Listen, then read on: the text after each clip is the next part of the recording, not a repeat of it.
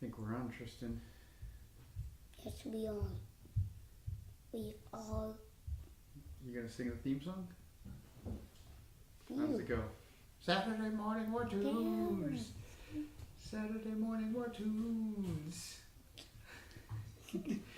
No? Not gonna do it? No. Hey guys, Shane and Tristan here. Gonna play another game of Dungeons and Dragons. Welcome to episode 2 of Saturday Morning Wartoons. Whoop whoop. So, quick announcement. Thank you to everybody that joined us in Trick or Beast last week. That's why we didn't have a stream up and running.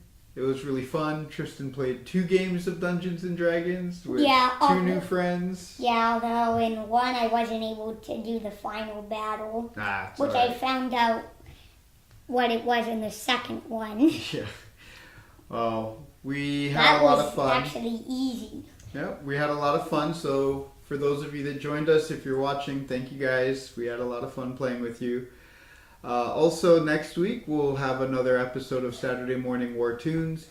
Also, on Tuesday I'll be dropping a second video featuring a FLGS feature. So that's a friendly local game shop right here in Hilo, Hawaii. Shout out to Game Escape. Thank you, Marsha, for doing an interview with me. We'll be having that coming up this week. And also thank you to Labyrinth Game Shop, Games and Puzzles in Washington, D.C., who did the first interview with me. That got posted on Tuesday. If you haven't checked it out yet, be sure to do so right after this is done. So thank you guys for joining us. Today, we're going to be going into our second adventure with King Destro of Karamis. Yes. So just get into a D&D phase here. We'll go ahead and recap what happened with King Destro of Karamis last week. So, do you want to recap what happened, what you remember, what was important? Yeah. So, at the first few moments of gameplay, the assassin guys just broke down the door and said, "Hey, that's the guy we're looking for. Let's kill him."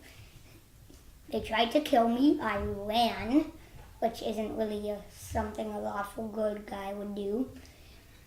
And then I found an even harder enemy. So, just...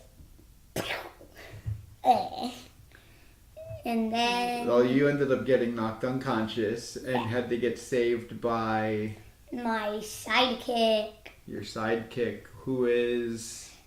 Galax, the kobold. Yeah. And so Galax helped you, revived you again. Yeah, and then we came out of the rooms, out of the 2 rooms after the Drake and assassins were both lying dead. And we found an old wizard guy who was another Tiamat follower. Tried killing me with a stupid pillar of fire. I mean, literally, dude. Literally. And I found... And then I just searched all the bodies, found the scroll, grabbed the bracers, and then I went out and thought it was going to get killed by a guy with a giganto greatsword on his back. But actually I wasn't, because I explained the entire story to him, and they set me free. Well, not yet. Alright. So who are they going to go find for you? Who are they going to look for? Do you remember his name? I think you wrote it down. Name? Nope. Well, they were just going to go look for a friend. Didn't you have initials? And somebody mentioned a name? the note, and it was signed by EM. Yeah, who was a friend of mine when I was king. Yes, so one of the guards heard you mention EM at the end of the note. So if you remember now, the note basically said that the gnome who built you was assigned to do so by EM. And one of the guards said the name Eltan Moore, and you remembered an old friend of yours named Eltan Moore. Yeah, so I guess as we keep going on in this game, I'll start remembering more and more until shabam. Yep. Okay, so we'll go ahead and get started with tonight's adventure. So, now you and Galax are in the captain of the guard's office. It's just a simple stone office, some banners hanging off the wall, weapons, armor lining the walls inside the barracks area that you passed through to get here. Wow. There is a bench on the side. Okay. And a chair behind a desk in the corner of the room. I'll just sit down on the bench. Okay, the captain goes and takes a seat behind his chair, and soon after, a very small halfling boy walks into the office, and you hear him go up to the captain, introduce himself, and Captain Ulrich then gives the boy an assignment to head to, let me make sure I get this right here, to head to Muladir Castle and summon Eltan Moore. He jots down a quick note on a piece of parchment, rolls it up like a scroll, puts his seal on it, hands it to the boy. Boy runs off. So you're there in the office of the captain. I will walk up to him and ask him why he is sending the messenger boy to the castle. Got to keep an eye on you. We're not sure exactly what's going on here. It all seems rather strange. Like, dude, strange. All I can remember now is a friend of mine and complete blackness. That's what's strange about it all.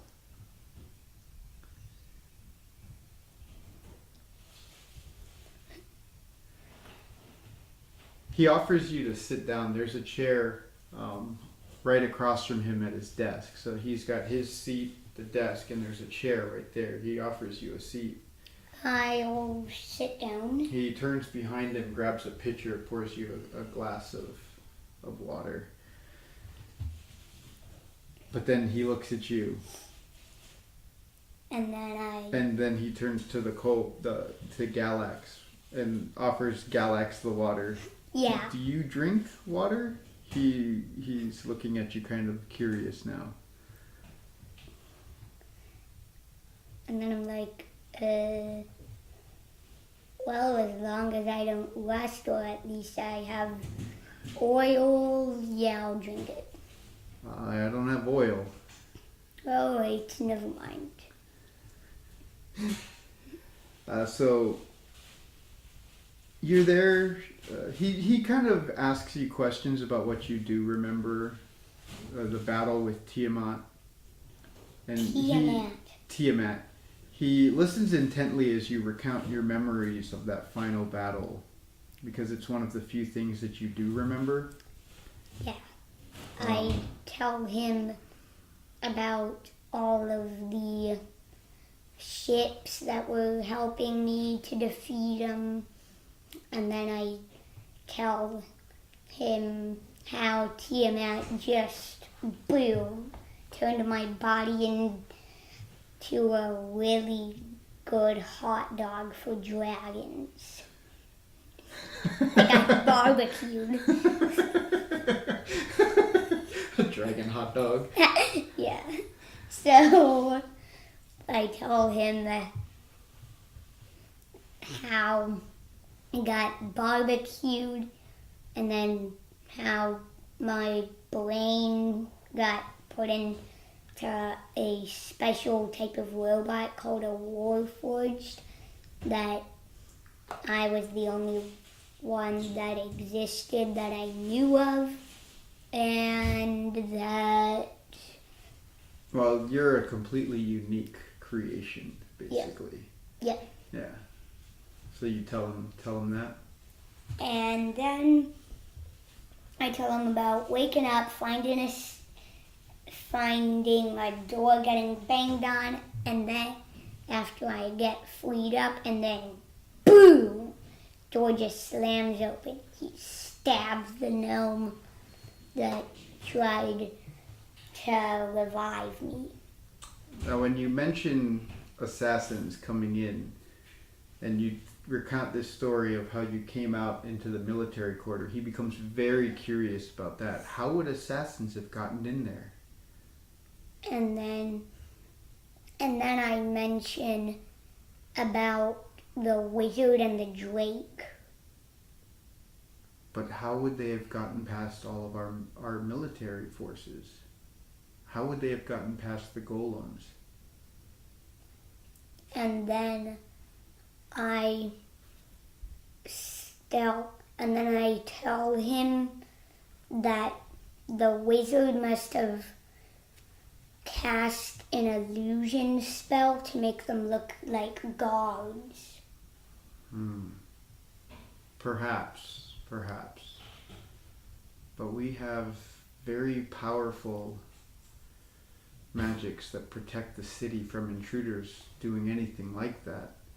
Tiamat and her forces would do something similar to that, but we anticipate it. How did they get by? This is something I will have to look into further.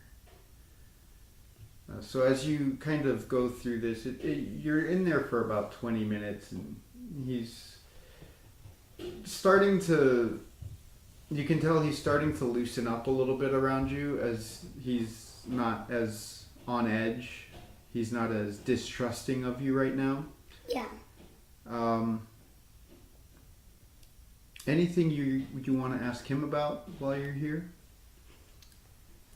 I think I would ask him about why all the golems are around. Why they're around? Yeah, why? Well, we've built up our defenses pretty significantly. And then the forces of Tiamat were barely defeated 2 years ago. And then I ask him, defeated? Yes. If you are who you say you are. You going off to fight Tiamat gave us time to close the portal.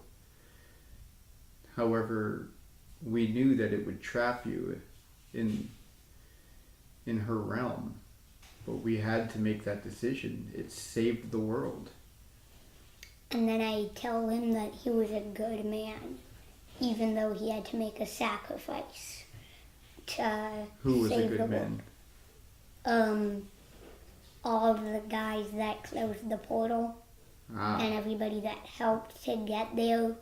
Well, that was Eltan Moore, one of the last survivors of the Temple of Bahamut, who was able to do it. Now, Eltan Moore, just so you start to remember more about him hearing this story, Eltan Moore was like the 4th or 5th person on the chain of command for the Church of Bahamut here in the city. So he wasn't the highest ranking person. He was trying to climb his way up. But he was very good friends with you when you were king. You were a young king, but he was still a very good friend of yours. But in that battle, a lot of the priests and higher-ups in the Temple of Bahamut were killed by the Avira, who was the priestess of Tiamat who came in. And then I asked him how Altan Moore got to the portal to close it without getting hurt. Well, we had soldiers trying to fight them off at that point. A lot of the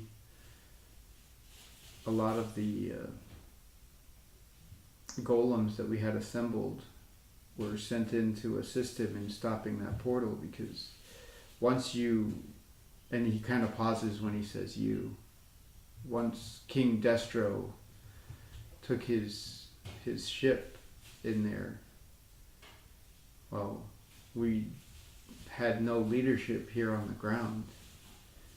Altan Moore basically became a military leader that day. He's hailed as a hero, as is King Destro.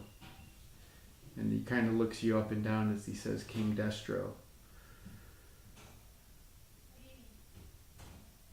And then I asked him if the priestess was killed and the portal was completely destroyed. No. She got away. Just before the portal collapsed, she leapt through herself and was able to escape justice. And as he says that, there's a knocking on the door. Come in, come in. And the halfling boy comes back in, just panting. Sir, yes, Altan Moore's at the castle. He says, send him along. Just send him along. They're waiting for him.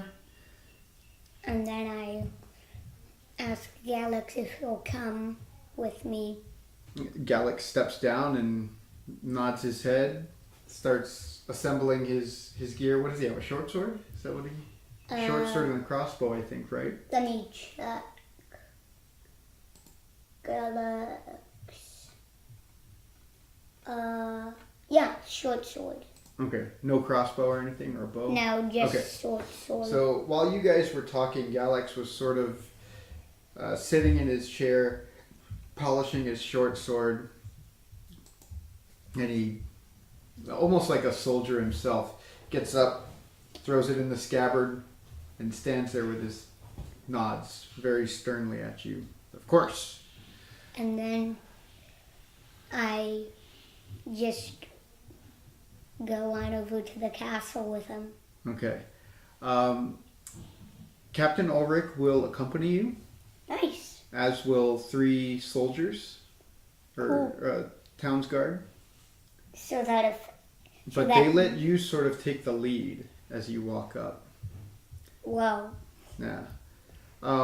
Just as Captain Ulrich is about to leave and walk out the door with you, he takes a little note that the kobold boy, or the halfling boy, handed him. He opens it, looks at it, shakes his head, folds it up, puts it in his his coat pocket. And then I walk along. Okay. So you guys start making your way from Captain Ulrich's barracks, past the Grand Promenade, and past the King's Chapel, which is a huge domed structure standing on columns. So it's open air. It's a church. Not exactly. There is a altar sort of in the middle, but it's standing on a circular pedestal with benches all around it.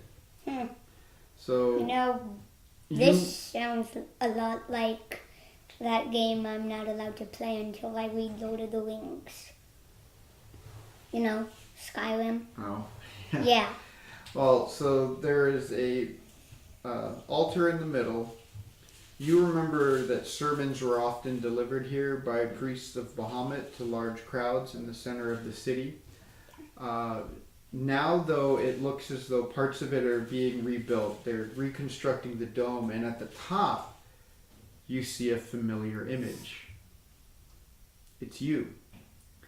They're erecting a statue of you. In memory of me? Yep.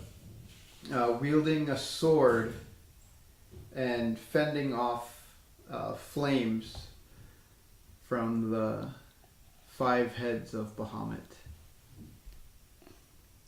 Of Tiamat. Tiamat. Jeez. So they're building a statue of you. And along the columns, you see various images of other soldiers that had fallen in the battle. Yeah. Some of them you do recognize. Now, more memories start to flood your mind as you're walking past this chapel. You remember faces, but no names. Yeah. Of people you think were friends of yours. Yeah, soldiers that had helped close the portal and battle alongside me. I remember what they looked like, but not their names and probably not where they came from. You see a human soldier alongside you. A Gith wizard, or sorcerer, really. Yeah, sorcerers. Sorcerers have really powerful magic.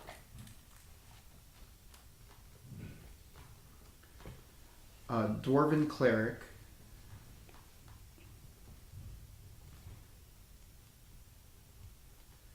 And another Gith who is standing out in your mind as the captain of a astral ship, a Gith captain.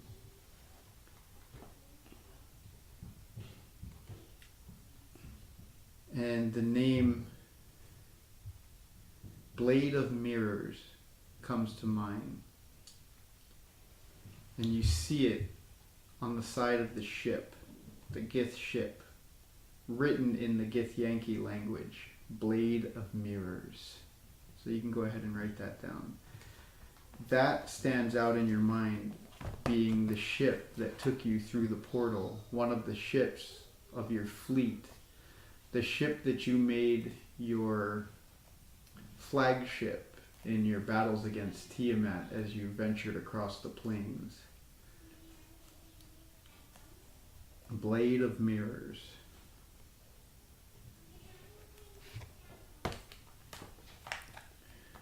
The names of the people that you see aren't coming to you yet, but the name of the ship is standing out in your memory.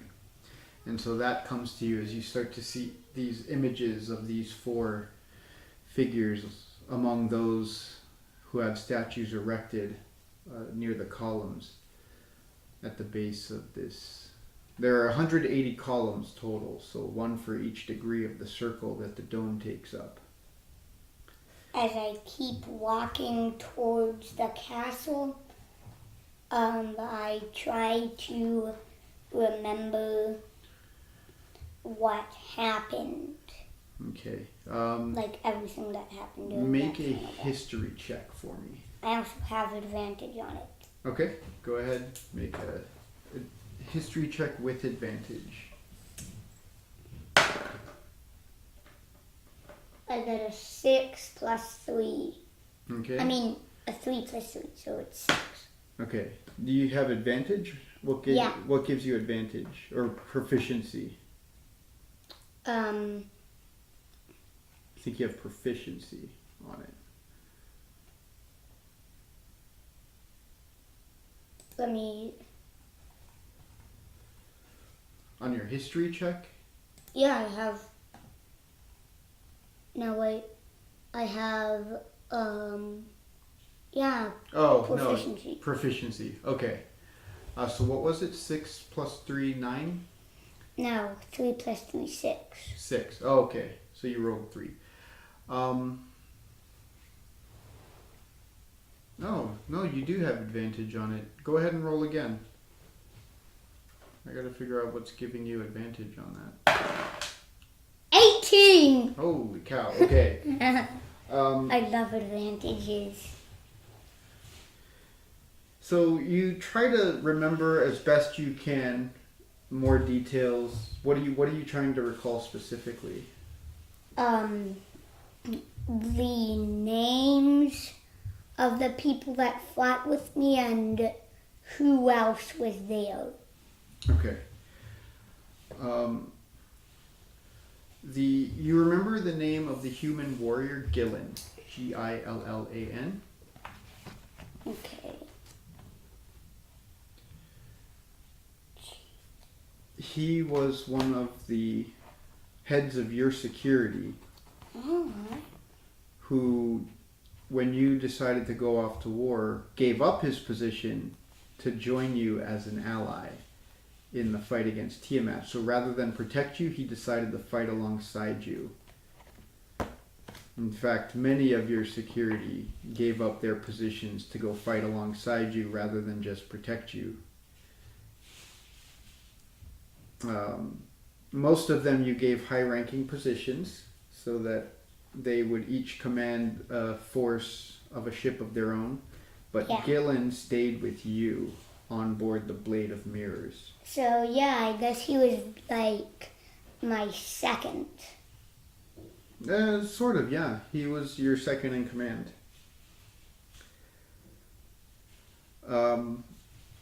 He's the only name that you remember. Okay.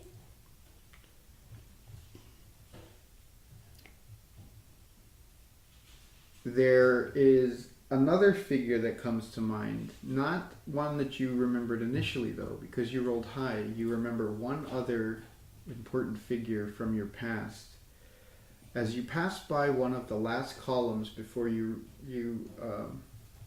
go down the what they call the mall, the grand plaza leading towards the castle, you pass by a figure of a Yuan Ti, which is a snake-like race of people. Yeah, I know. I looked at your book. Not this book. Yeah, Oh, I looked at one of your other books. About the monsters. Yeah. Volo's Guide, something like that. Volo's, Volo's Guide to Everything. Monsters. No, wait, it's Xanathar's Guide to Everything. Yeah. Yeah, I think that was what it was. Okay, so this snake-like race of people, you remember, also allied themselves with you when you helped a lot of them during their war with Tiamat. And so you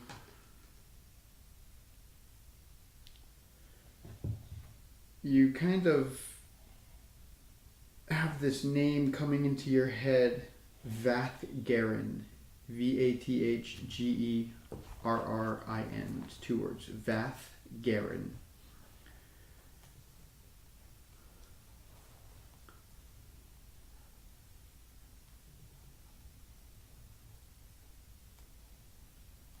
All right. So this person never fought alongside you, but they were one of the People that helped.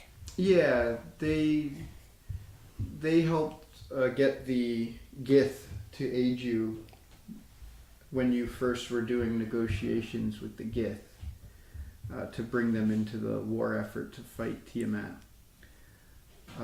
The statue is not of Vathgarin, but of somebody that looks very similar, possibly a relative of some sort. In fact, the name does have Vath on it, but Vath Parthi, Vathparthi, Vath Parthi.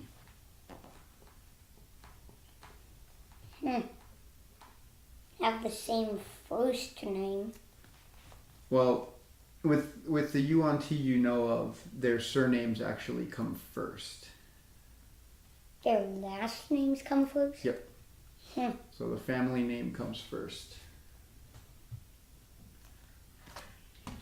think they might be like, I don't know, brothers or sisters or something. Could be. Vathgaren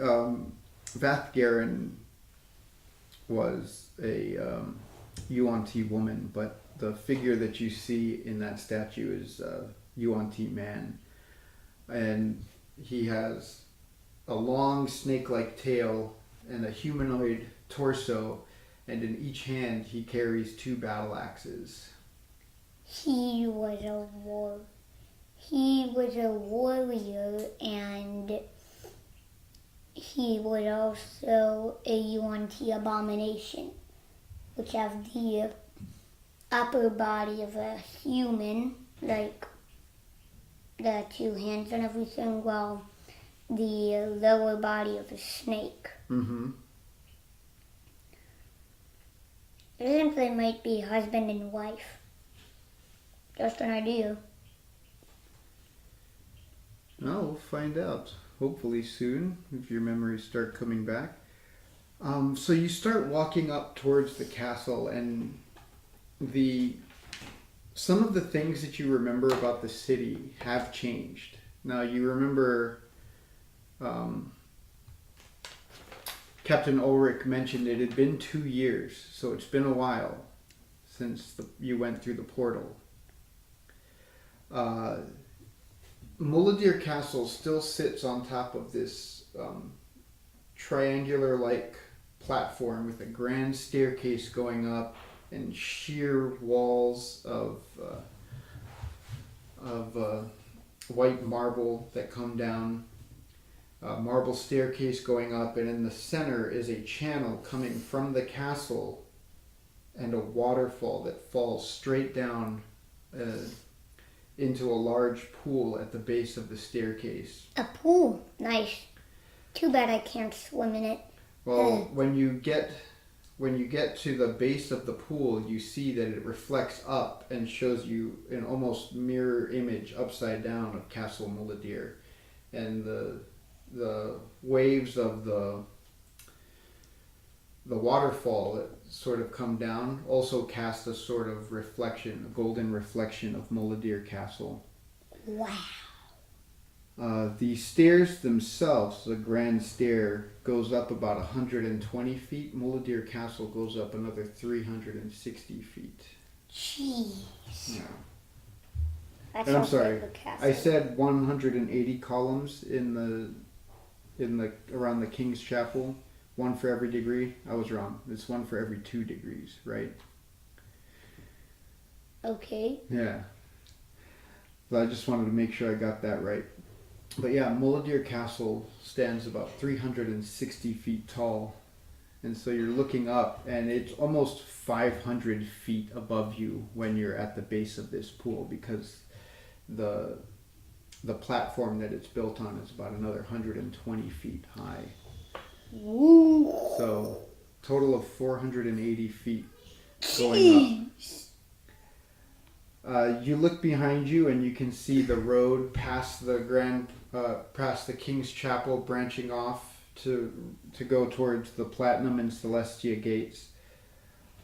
And yeah, you're standing there at the base of the pool. People are walking up and down. You can see that right now, in the midst of the waterfall, there is a statue built. So the waterfall is kind of falling along around this statue that looks like it had just recently been built, of a astral ship with its crew. So it's sort of breaking.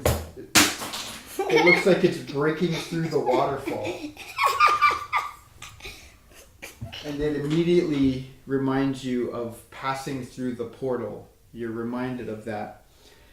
And you do see those same faces that you started to remember. That human warrior, that Gith sorcerer, the dwarven cleric, and the Gith captain. And there at the front of the ship is you holding a sword out at the front.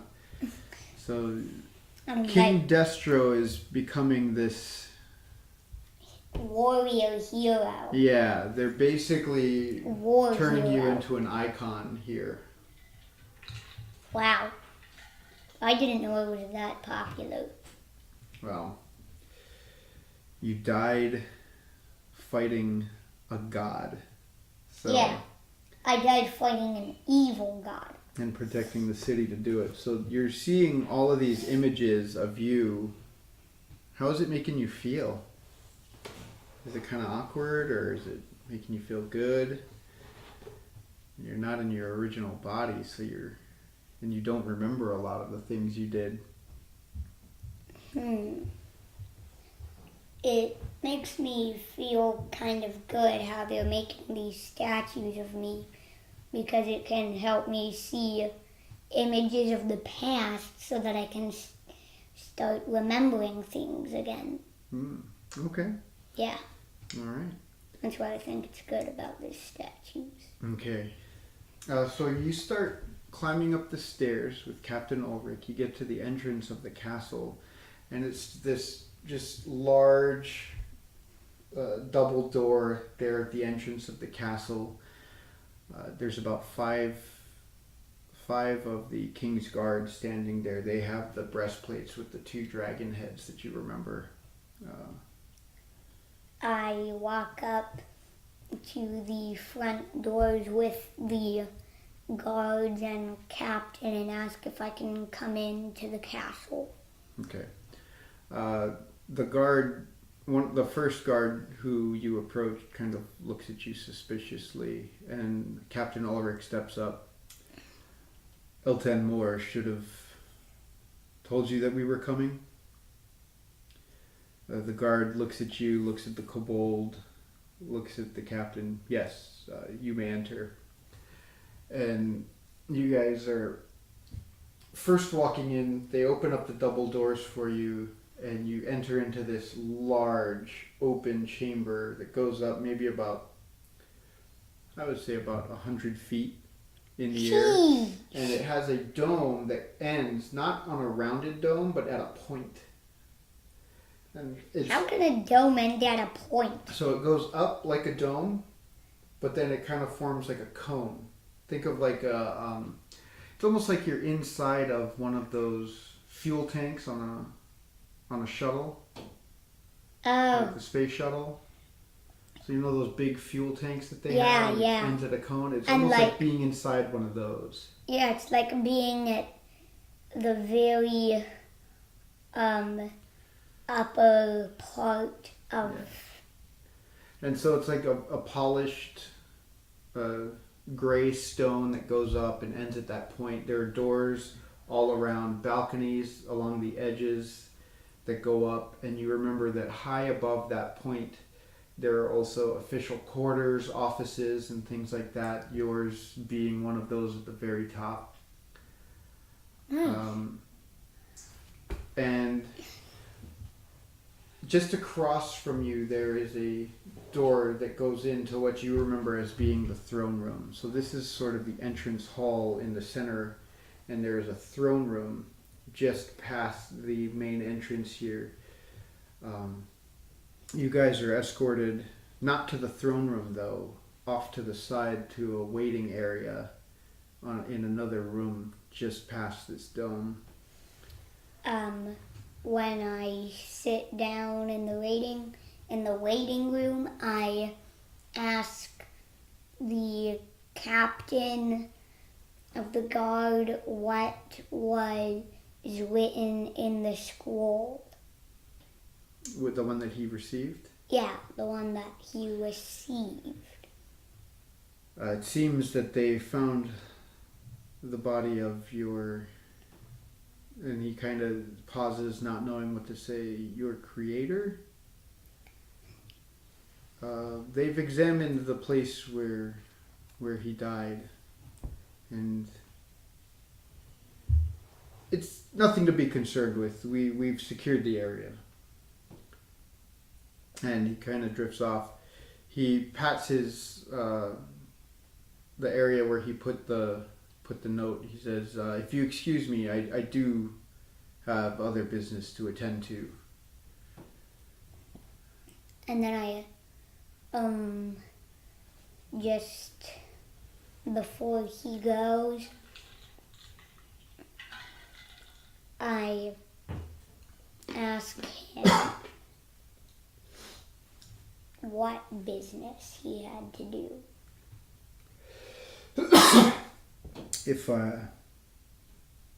well, I would rather not, excuse me, I'd rather not say now, but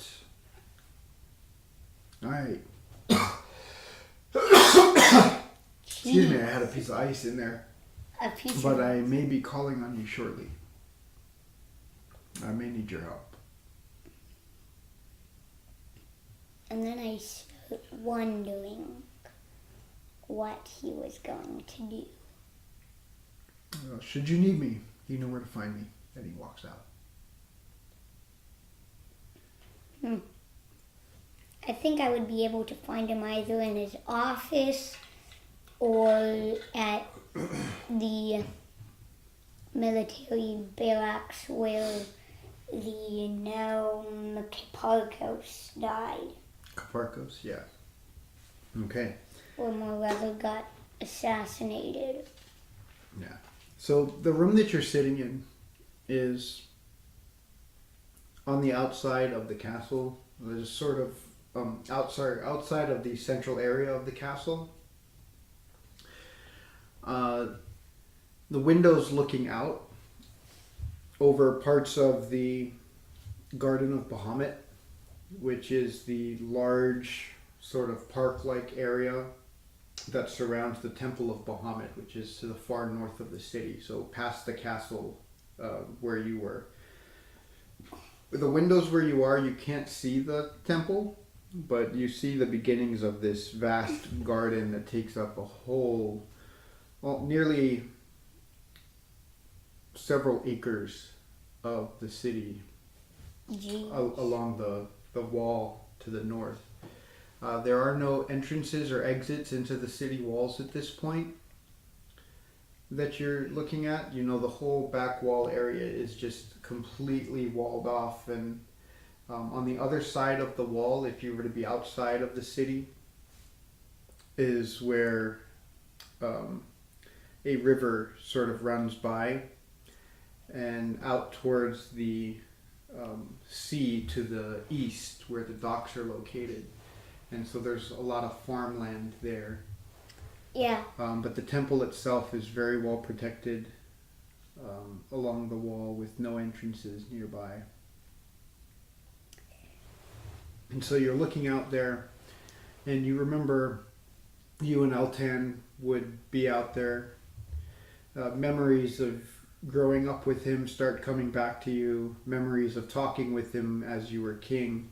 And so you just start to reflect on this person you had a relationship with. And as you're standing there looking out, you hear coming from behind you. And then I turn around.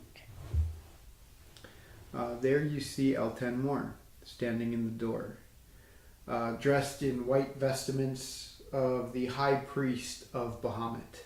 Wow, he became High Priest. Or what they call the Prelate of Bahamut, which is essentially the High Priest. It's just their title for him. Bahamut's chosen.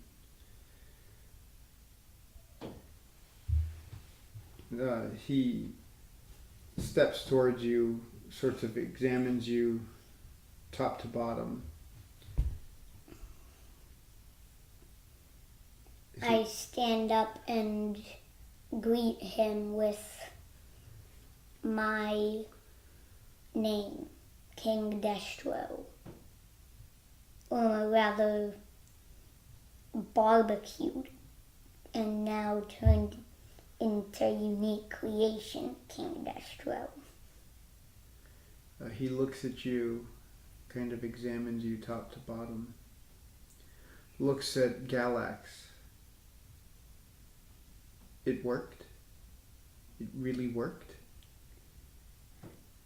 And then I tell him that it had worked, that I had been revived. He stands shocked. Just, the gnome did it. He really did it. it's you in there. And he sees the bracers. He grabs your hands. He starts examining you very excitedly. You're back. You're back? And then I say, yes. And I bet this is the part of, this was a cartoon, he would go all, yippee! Well, not exactly. He's all just like amazed that it works. Well, your sister will be most pleased with this. Come, we must see her immediately. So I guess he just grabs my arm and then Yeah, so he starts yanking you down the hall, back into that central chamber and towards the throne room. And then I just try to keep up. Alright, so as you guys are just about to walk in, he pauses a moment. It's like, wait. Should we do this? She doesn't know what I've done. She doesn't know that you're alive, or whatever you are.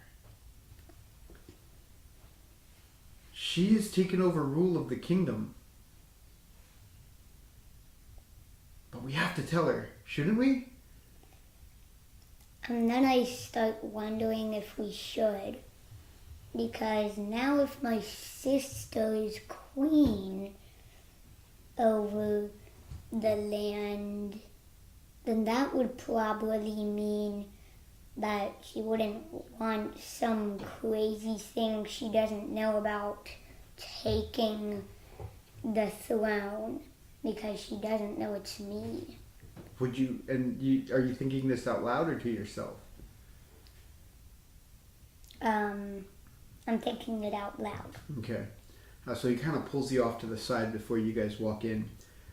Well, you never wanted to be king in the first place. You wanted to be out with the soldiers fighting. That's always what you wanted. And then I decide that if we do go into the throne room and see her, that if she trusts me and decides that it is me, which it is, that I would ask to become a soldier. Well, you can be much more than a soldier. Look at you. You're a living, thinking golem. And then I come up with a name for the type of thing I am. Warforged, made for war and battle. It's incredible. You haven't changed at all. All right. So what are we going to do? What are you going to do? The forces of Tiamat are still out there. This is just too much to think about. Come, let's go see her now. And then I walk into the room. All right. So you both walk into the throne room, and here the color changes dramatically. So where it was gray, polished gray, lighter gray walls on the inside, here it's almost like obsidian black, like lava rock that's been polished over centuries. Polished obsidian. Yes. And so you walk in and it's dark stone. But the open glass window in the back looks out over the temple of Bahamut, where there is a large statue of Bahamut looking into the large window. And a throne that sort of sits on a swivel now faces you, but it's empty. Kind of freaked out by the thing staring in at me because it's giganto. Yeah, it's a large statue of Bahamut that sits on top of the temple, looking directly into the throne room. And I just think you just remember how much you hated being in here when you were king. You hated the idea of Bahamut watching over you. Yeah, I wanted to be a soldier more rather, so I could battle against the forces. but since I was in heir of the previous king, that means one of the children will become king or queen. Yeah, well, you were only... What, 16? No, you were only about 22. 22. And you were only king for, what, about 4 years? So you were 26 when I got killed. Yeah. Your sister at the time was still only about 12 years old. So there was almost 10 years between the two of you. So how old would she be now? If I was 26 and it's been 2 years and she was 12 when I was dead.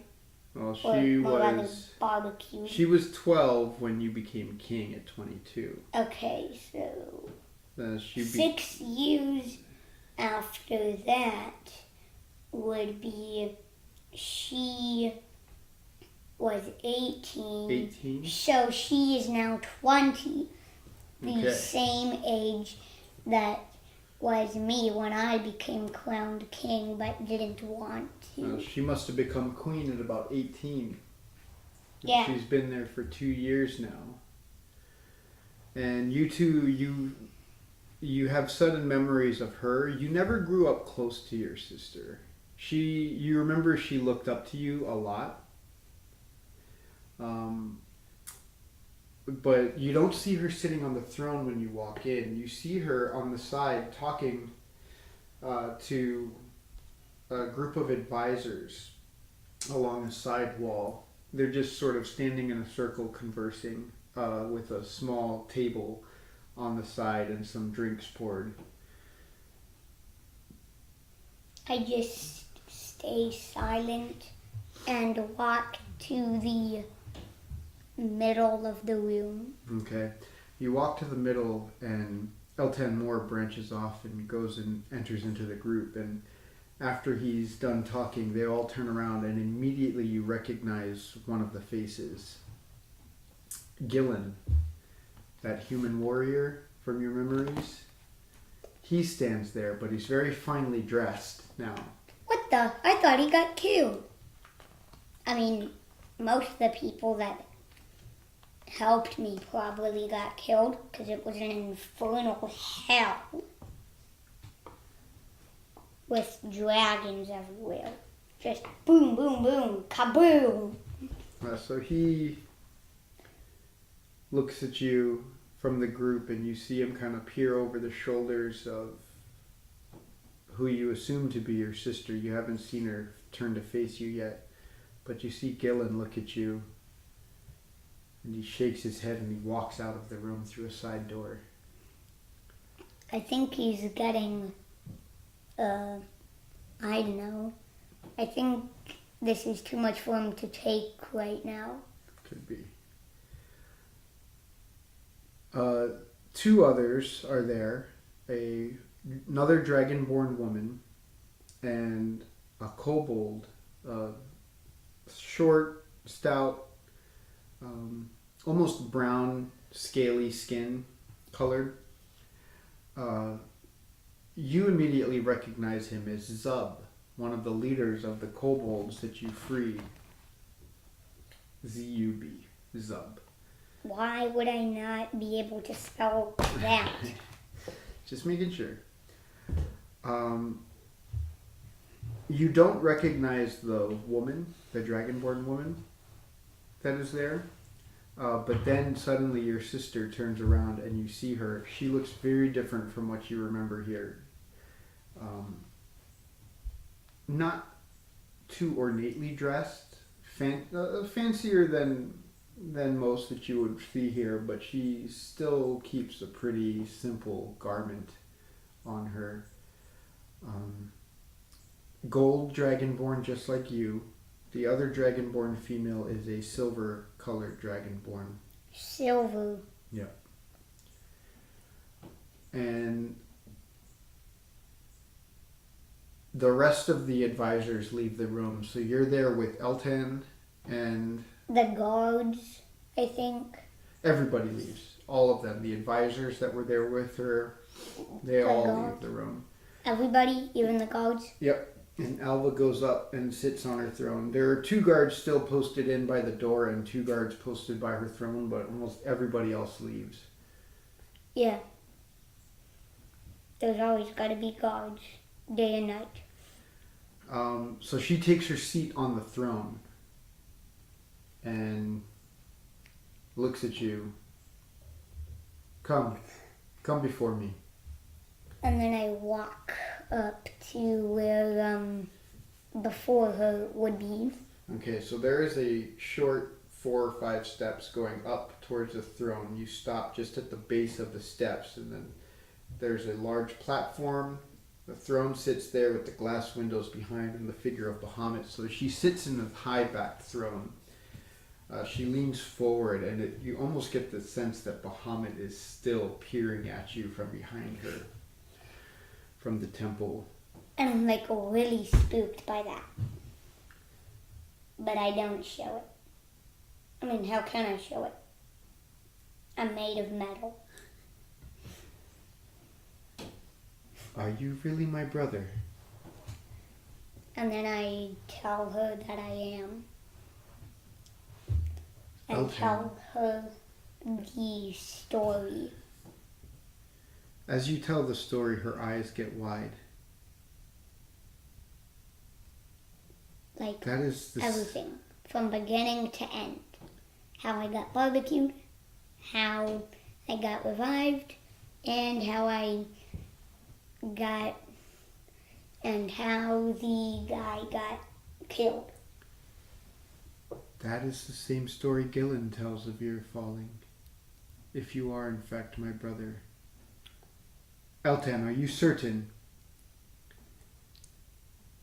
Yes, my lady, I am certain. She looks at you. Then you are here to reclaim your birthright. You are here to take the throne. And then I tell her no. I tell her that I had always wanted to become a soldier, a warrior. Aye, Father did always come down on you for that. So, if the allies of the enemy knew that you were alive, they would stop at nothing to hunt you and kill you. How do we keep them from doing that? What must you do at this point? And then I tell her to ask some of the servants to help supply me with a bit of health potions and armor, so that in case we ever get in trouble, because I tell her that I might be hunted down, but that I am hunting down someone myself. The person that turned me into a hot dog. Well, actually, I just say the person that tried killing me. Tiamat. I ask her if she can send servants to supply me with health potions and a bit of food and drink for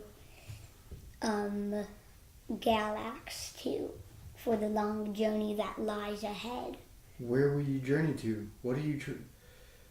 And she kind of takes a seat back, and at that point Eltan kind of steps forward. My king, Destro,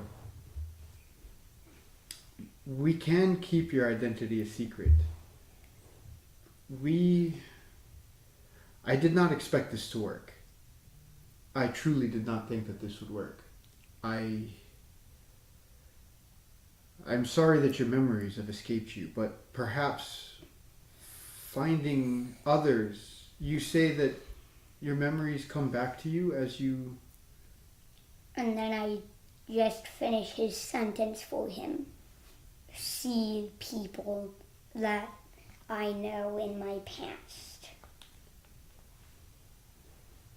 Well, there are many pieces for you to put back together, except I would Perhaps seeking out those that were your allies in the war can help you find tools, weapons, secrets that you knew about the enemy. I intended to bring you back to be a weapon against Tiamat herself, but you are not ready for that yet. And then We did not expect you to...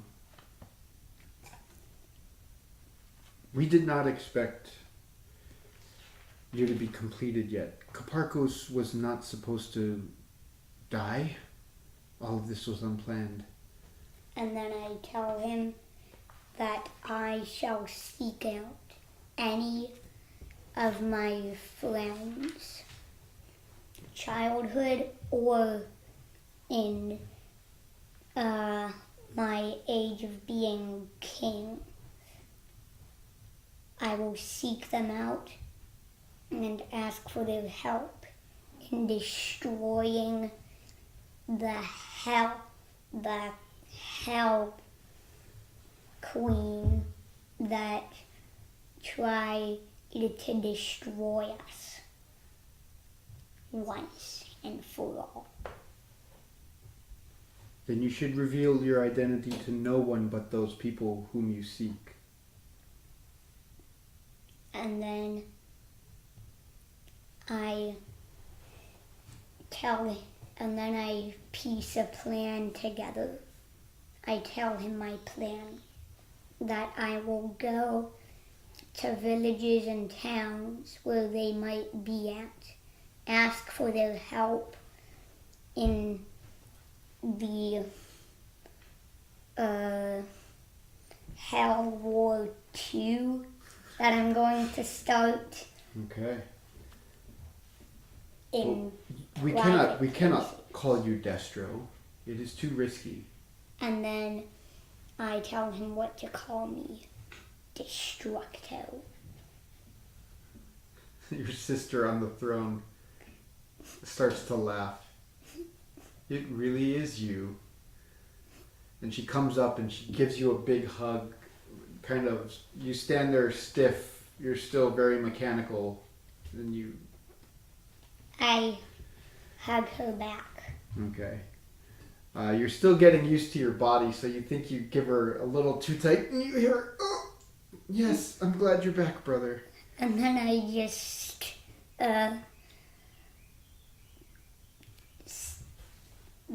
stop hugging her. Okay. And just tell her I haven't gotten fully used to the body yet. Well, Gillen didn't seem too happy with the idea of what Eltan has done. Eltan, you may need to speak to him before we talk to him, but perhaps Gillen will be able to tell us more. Perhaps he will be a key to unlocking more of your memories. And I think he could tell us where the rest of the crew of the Blade of Mirrors is, at least. They were the ones that were with you when you left.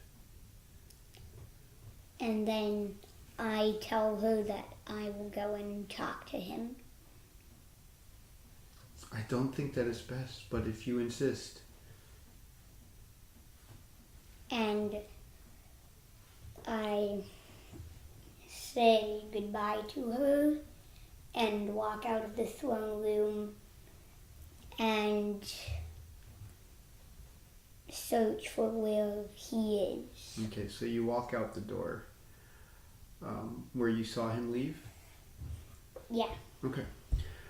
So you leave out that door. Eltan accompanies you, as does Galax, obviously.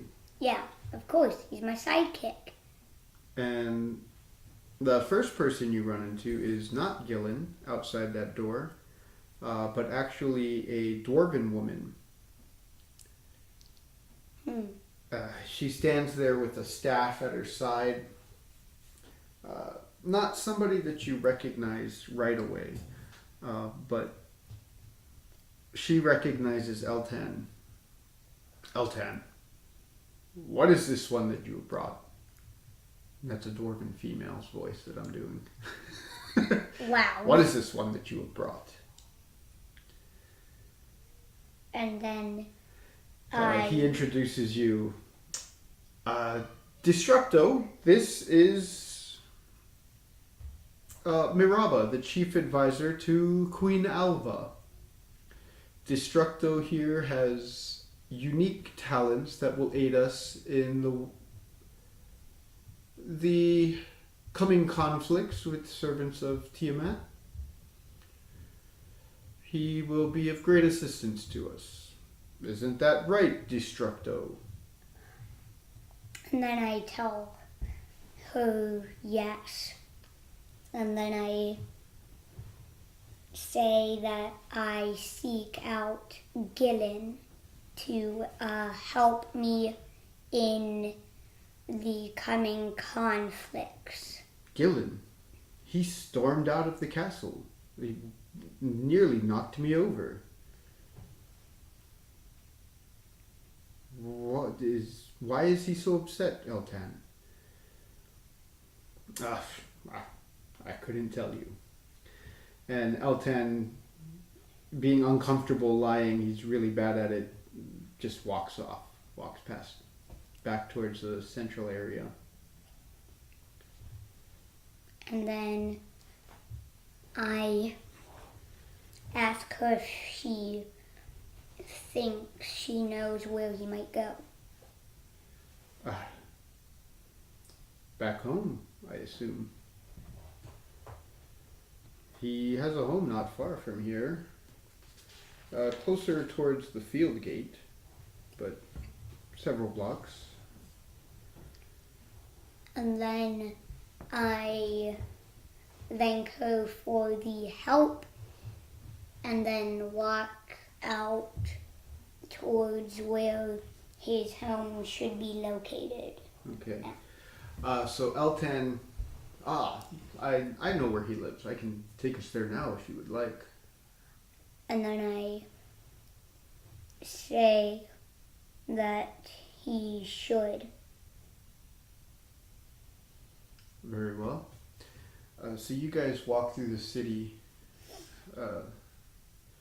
back towards the field gate on the west side of town. Yeah. And you come to a rather simple house. It stands out. It's in the midst of much larger estates, but it sits there. It's a smaller, not tiny by any sense, but not as ornate or lavish as the other houses in the area. This Altan looks at you. This is Gillen's house. Not sure I should stick around for this. And as you guys are standing there at the gate, Gillen comes charging out with a sword at his hand. I'm gonna have you roll for initiative. Wait, what? He's trying to kill me.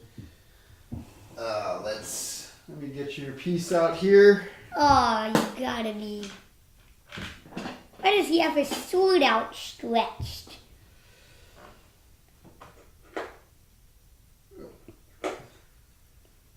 Okay, my initiative is +2. Trying to find it. There we go. Alright, did you have a mini yet? Many? Yeah, for your character? The one that we were using? Did you set it aside or no? I can check. No. Okay. Let me see if I can find one for you here. I think I've got one you can use.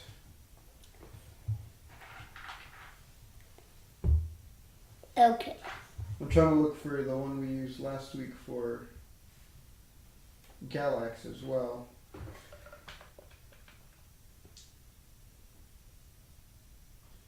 You can go ahead and roll your initiative for now.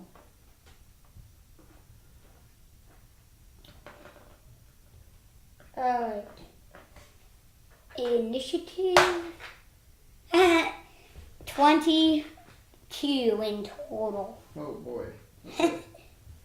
Oh, right there. I get 22 total initiative. Well, I guess since I'm a Warforged with armor on me, I guess he can't really do anything to me with... Okay, that will be Galax. I gotta find one with a short sword, sorry. Trying to find you.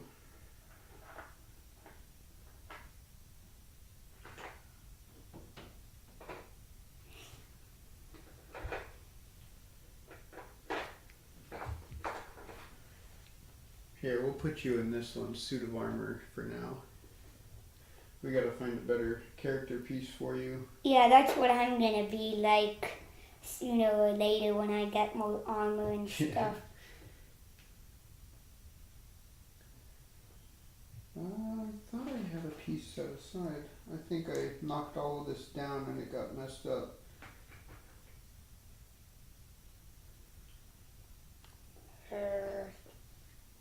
Okay. Well, you have you and Galax, correct? Yep. Okay, and I'll use this one for L10. Alright. So, you're outside the house. Wait, you? The road sort of runs right along this way here, just sort of rough there. And there's a stone wall with an open gate.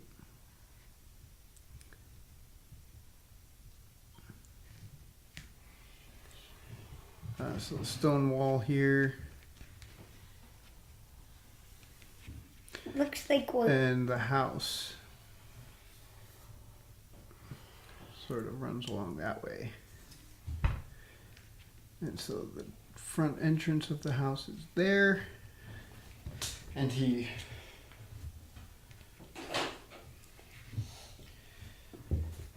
guys just sort of stepped into the gate. So Just that's inside the L10? gate there. So you guys are just inside. And he comes running out the door at you. He opens the door and just starts running. And you hear L10 going, stop, stop, stop, stop, stop, as he charges. So, okay. Okay, jeez. Since he's charging at me really fast, I think I'm gonna make a dexterity saving throw. Oh, hold on. To try and What was get it. what was your, 22 total. okay, that was for Destructo? Yep.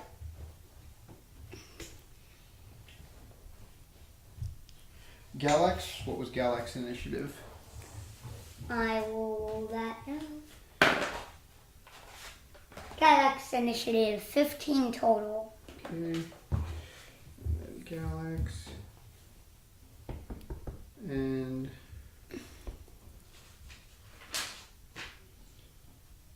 Gillen is last. Looks like I go first. And then my kobold friend next. And Okay, the so other guy last. And then him actually last. so what do you want to do? I tried to make a I tried to make a persuasion check. Okay. What are you gonna say? I'm gonna try and persuade him that I am actually King Destro. Okay. And roll a persuasion check with disadvantage. So you're like, it's me, Destro! Okay. Disadvantage? Disadvantage. Oh man. 2 and take the lowest. 2d20, take the lowest. And I have my good d20 here this time. I have 2 d20s. That's good. A 6 and a 10. Aw, come on! Yeah, he doesn't seem to be stopped by it at all. That's your action. I'm going to make that your action. Wait, I can have a bonus action. I use my blood curse of binding, and he needs to succeed on a strength saving throw. A 11-sided DC die. 11? Okay. Yeah. Will have their speed be reduced to 0 and they can't use reactions until the end of my next turn. Haha.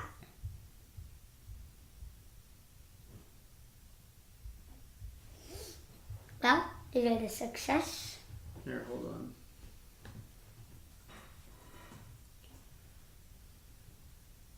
Ooh.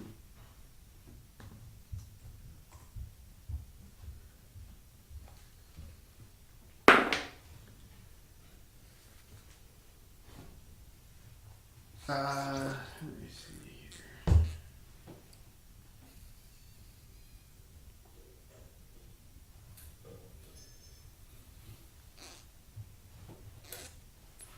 No, he fails. So I guess he just stops charging. Yep, so he kind of stiffens up there. Like stone, except he doesn't actually turn into stone. He just feels like stone. Okay. He's sort of just stuck out. Do you want to move up to him at all? I move up to him, and that is the end of my turn. Okay. Right? Galax. It is Galax's turn. I will have Galax walk up to him and try doing the persuasion check again.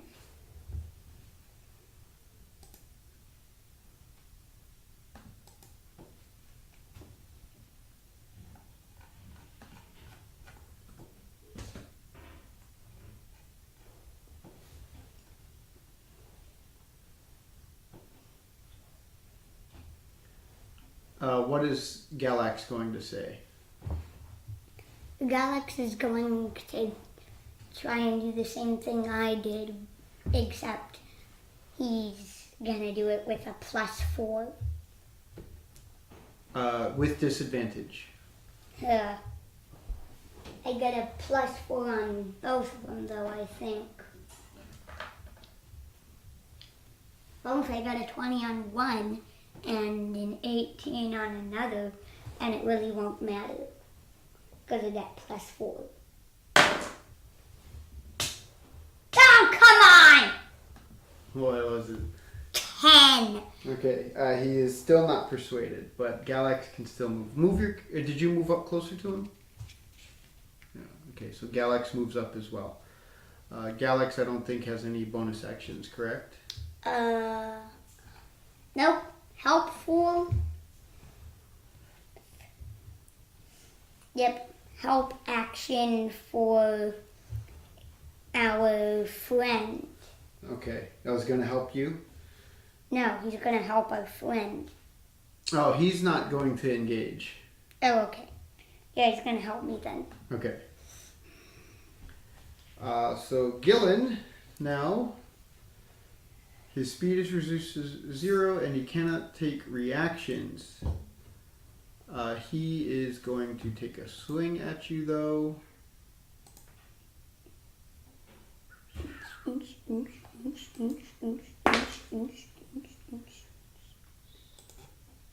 $15 to hit. Nope. Armor class is 17. Okay, and he comes at you again.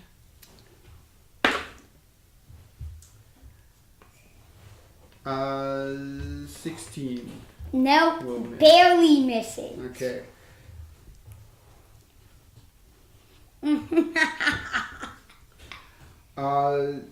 It is your turn, but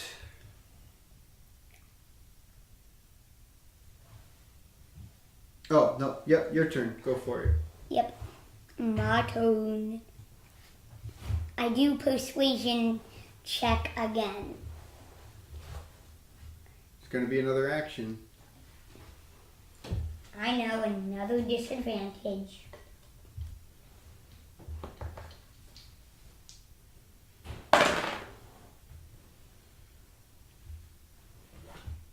You gotta be kidding me. I got a 9. Okay. I got 9 total. Not enough. Galax's turn. Unless you want to take another bonus action. Oh yeah, I'll take another bonus action. I'll take a bonus action. I'll just take out I'll just take out another scimitar. Okay, so you take out the scimitar from your back. Not your arm one, because that's your main hand weapon. But you take out the scimitar from your back and you attack? No, I just take it out as my bonus action. Oh, okay. So I don't have any attacking bonus actions. Oh, okay. Yeah, I think your offhand attack you need to be able to. Alright. And now it is my kobold's turn. Still disadvantage. But he still gets a +4.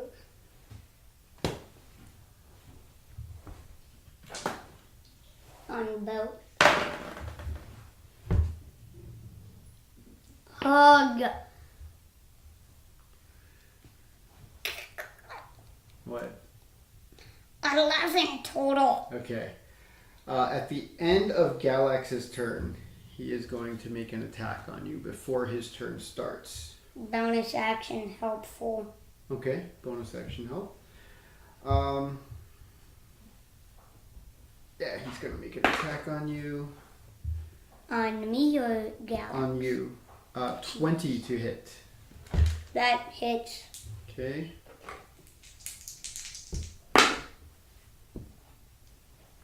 Six damage. Okay.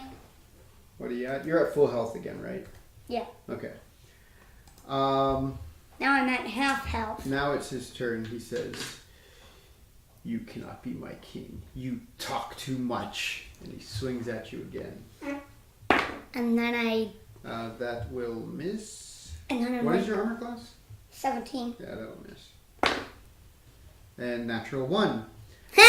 So his greatsword, he swings and then swings again, missing both times. And then after he is done swinging his great sword, I tell him that I do not want to be king and that I never wanted to be. I told him that I had always wanted to be a soldier in the military, fighting against Tiamat and the dragons. And so you got out your arm blade to block his last attack. You just and you block it, and you tell him that I never wanted to be king. And he says, you say, "I always wanted to be a warrior." And then he says, "Then show me you're a warrior." And then I just try, and then I just bounce his great sword off of my arm blade. Okay. And then I make an attack. Yes, make an attack roll. On blade. Oh no, use your real dice. Disadvantage or advantage? No, just a regular attack roll. Good. 16 to hit. 16 will hit. He is not wearing armor right now. It's just him and his sword. Wow, dude, But he's still very powerful. Yeah, although still, Okay. I'm just saying he should really put on So armor. you hit. And damage 1d6 plus 2. 3 total damage. Man, that dice sucks.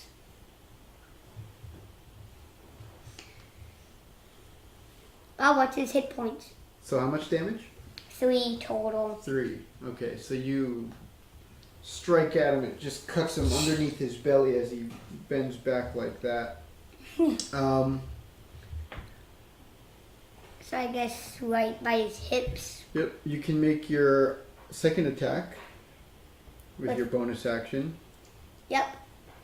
I get a +4 on this. I remember you also have your Bands of Bahamut, which give you those hero points, so you can give yourself advantage on an attack roll. Oh yeah, I give myself advantage.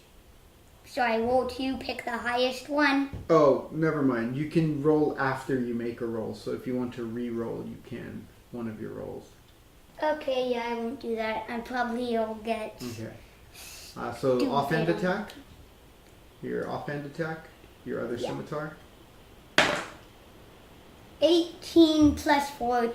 That'll hit. It's already like It's already like I don't need to say 22. Yep. Go ahead and roll your damage. Damage. Again, 1d6 plus 2. Haha. 6 total damage. 6. Okay. Shing. All right. As a bonus action, or not bonus action, but a legendary action. Legendary action, cheese. I need Galax to make a wisdom saving throw. Wisdom saving throw. Yep. Oh boy. Please tell me you have wisdom. Oh shoot, it's a +0. Okay, go ahead and roll it. Come on. Yep. 9. 9. Okay. He's probably dead. Nope. He is frightened, so the creature has disadvantage on checks and attacks while the source of fear is visible, so that would be Gillen there. And then it cannot willingly move closer to the source of its fear. And then I'm like, oh boy.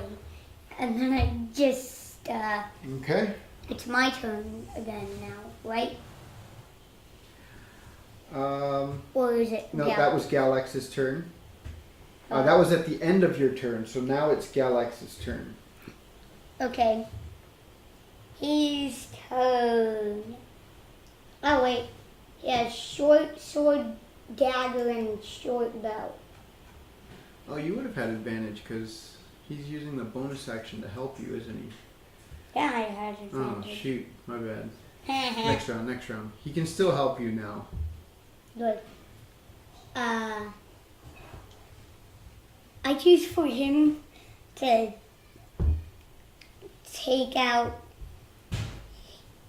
just take out his short sword and then slash at him. Okay, disadvantage on that? Yep, disadvantage. Roll 2, pick the lowest. And short sword is +4 to hit. Oh, come on! What'd you get? Dang it! I would have said the other D word, but... Well, what'd you get? Dang it, 6! Okay, no, he misses. Ah! Is he going to still take the help bonus action? Yes. He still can. Okay, so you'll have advantage next round. At the end of his turn, Gillen will attack Galax.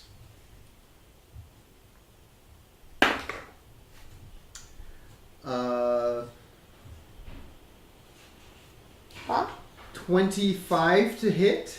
I think that hits. But rather than Why would it not hit? Rather than using his sword, he just kicks at Galax, and it knocks him back and down. So he just basically kicks him. Ooh. Kicks him back, and so now it's you two. So I guess now But- he's prone. Yes. He is coming at you now with his sword. That will hit. And the second attack, I'll just roll it. That one will miss. Ha ha ha ha. How much damage? 4 damage. Geez, I'm at a whopping 2. Okay. And it is your turn. You have advantage on your next attack. Good. Roll 2, pick the highest. Yeah, there you go. And with me using my double attack, I have +4 on both. And a 19 to hit with Okay. my first attack. Okay, 19. That'll hit. Of course it'll hit. So that's your arm blade, right? Yeah. Your scimitar. And damage. 3 damage. Again. How do I keep getting 3 damage on this guy? Let me see. Are you going to make your second attack? Yes. That is just a regular, not with advantage. Yes. Ah! Come on! What'd you get? A whopping 7 total. You can use your hero point Yes! to Hero roll point. a d6 Yes! if you want. Whatever. I'll do it. I'll do it. Okay. Let me see. You can spend the hero point after the roll, but before any of the results are applied. It allows you to roll a d6 and add it to the d20. So I take the D6, add it to the D20. Yep. So roll your d6. Alright. So what was your d20 roll? 7 total. Okay.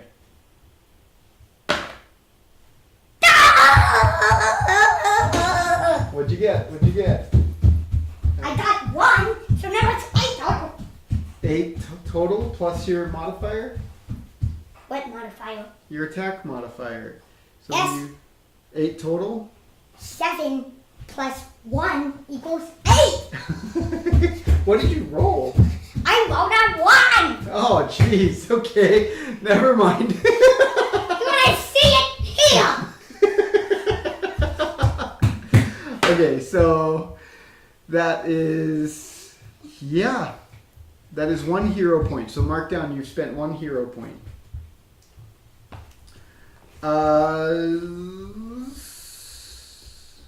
Okay, Galax is still frightened, so he can't move closer. At the end of your turn, he is going to make an attack on you. Great. Natural 5, that'll miss. Good. Galax's turn, he is still frightened, but he can stand up. He cannot move closer, however. Okay, I'll have him And stand then up. he cannot help you from there. Yeah, but after he stands up, I will have him use his crossbow. Okay.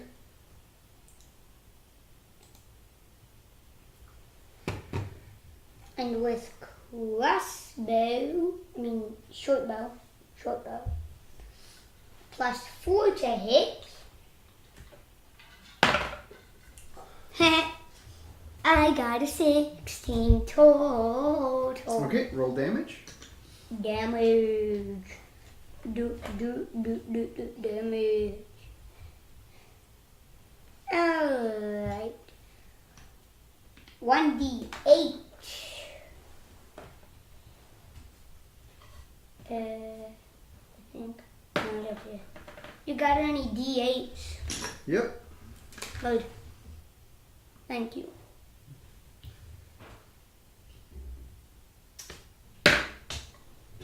Huh. And I got a 5 damage. Okay. All right. Strike some. He is going... He's still up? No, is Galax going to move or do anything else? I think all he can do is move because he can't move closer to do the help action with you. Well, how about you just how about he just turn his head, tear away his vision from him, look at me, and then he can walk closer. And then he'll tear his vision away from me over to him, and then will be the end of his turn, because that would be his bonus Okay, action. so Gillen now takes a swing at you again.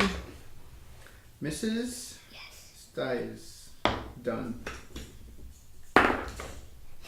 That one will hit.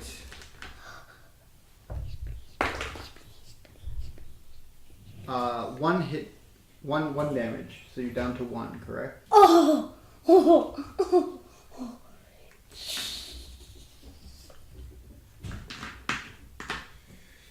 He takes his swing at you, and he hits you right in the arm. You try to block it, but it catches you right in the arm.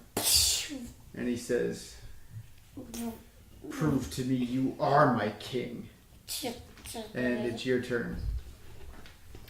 And then I'm all like, alright, you want me to prove to you? I'll prove to you. And then I just swing my arm blade. Okay. Because you're engaging with him like this, you're now trying to really battle it out. I will say you can roll with advantage because you have inspiration.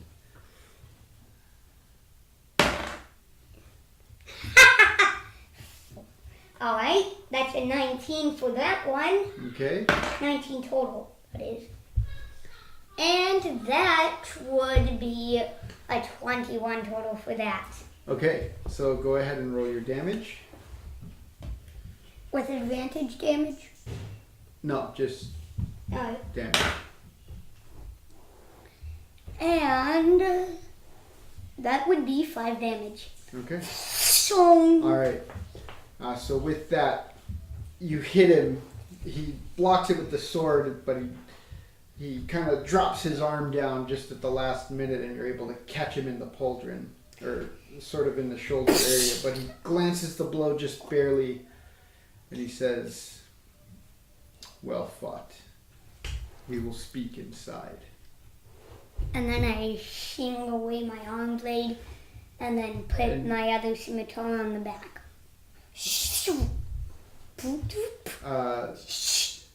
Because that frightened effect is still kind of lingering on Galax, he kind of huddles back behind you.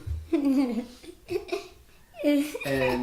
Altan Moore says, as he walks by Gillen, says, "You know, you could have just believed me." And you walk inside with Altan, Galax, and Gillen following behind to look out and shut the door behind you. And that is where we're going to finish off today, because we only have 20 more minutes before 11. Yeah. And there's going to be some things happening here. Oh, by things, you mean like explosions and fire and dragons and monsters and... Unless you want to, do you want to do it right now? Do you want to talk to Gillen right now? Maybe tomorrow. We can. No. You want to save it for next week? See what Yes, I'm already at 1 hit point here. And also I'm going to take a long rest. Well, you're going into his house to talk. Alright, fine. Okay. Let's continue. It's actually, okay, you know what? It is getting later in the day because you haven't had a rest yet, right? You haven't really had a rest yet. No, no rest. No rest at all. So... I've only been waiting. Gillen invites you in. A single battle. He says he will have a meal brought up for us, and we can talk. Alright, short rest. No, you can take a long rest after this is done. Do you want to do it now? Do you want to just finish the next 20 minutes and see where it takes us? Alright, fine. So we'll finish up. We're going to finish up. We got to do it before 11. So Gillen invites you in. I walk over to the spot where we will talk. Okay. His house is very simply designed. Furniture is not very fancy or anything like that. The inside doesn't really match the outside. The curtains are all drawn. It's dark inside. There are only a handful of candles and lanterns lighting the interior space. I guess that makes it a little more like where a dwarf would live, and that would be underground. Well, Altan sorry, Gillen's human. Oh. Yeah. The dwarf was Miraba, the advisor. Okay. On your walk, Eltan told you that Miraba was the chief advisor to your sister, her top confidant, who is an old ally of your father's who came after you died to help your sister take over ruling. Gillen takes a seat at a table there, at a soft, cushy chair. There's a low table and a handful of other chairs set around it. I sit down across from him. He leans in real close and just stares at you intently as you take your seat. Is it really you, Destro? And then I say yes and show him the bracers. I don't think he needs to hear the first few parts of the story about the battle, but he does need to hear the other parts. I just tell him the other parts of the story up until now. Okay. So you Except tell for them the how battle you're of trying camp. to find the other members of the Blade of Mirrors? Yeah. You're going to try to seek out the other members of the Blade of Mirrors. Yes. Well, I would go with you if I could, but my duty is now here to your sister. I'm not the same as I was before. And he then now lifts up a pant leg, and you see his leg is gone. It is replaced instead by metal rods and a false foot. Don't get me wrong, I can still keep up in a fight, but... And then I ask him what happened.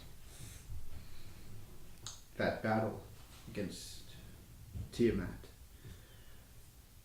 I barely made it out of there alive.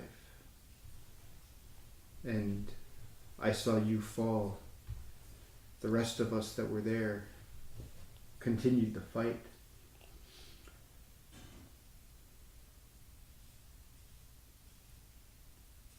Captain Harf, and he says the name Harf, Harf. How would I not be able to spell names with with 1, 2, 3, or 4 or 5 letters? Well, it's a shortened version of his actual name, which is Harfor, Harfor. Captain Harf took the ship back as he saw the enemy's forces coming back in to overrun us inside of Tiamat's kingdom. So I guess they were trying to trap them in there, and then Well, they knew we were about to fend her off, and before the portal could close, many of them tried to go back through, including that priestess of hers. But Harf managed to get us out just in time. We had to leave you behind. And then I just told him that they had made the right choice to leave me behind. Make a persuasion check. You can see he's just ridden with guilt over that decision to leave you there after you had died or after you had fallen. Okay. Okay, 14. Okay. I told him that he had made the right choice leaving me behind because those events would not have led to me becoming more powerful than ever. A thing made of metal that cannot really be hurt. Rather the soldier wanting to get stronger for the battle ahead. And he looks over at Eltan. How did you get the bracers? How did you find him there? We couldn't get him. We couldn't bring him back. And Eltan looks at Galax. We had a friend willing to risk everything to betray Tiamat. And Galax sort of sits there awkwardly, like looking around, shrugs his shoulders a little bit. And then I'm like, you helped me get revived? Nods his head. I'm just very shy about it.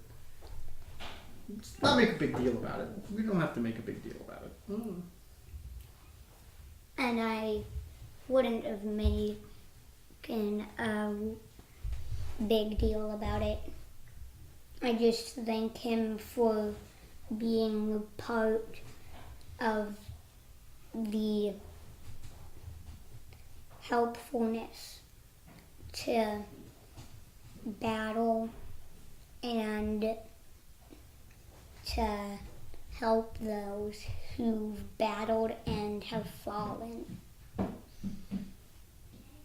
Well, Gillen then mentions, well, if you're gonna look for the others,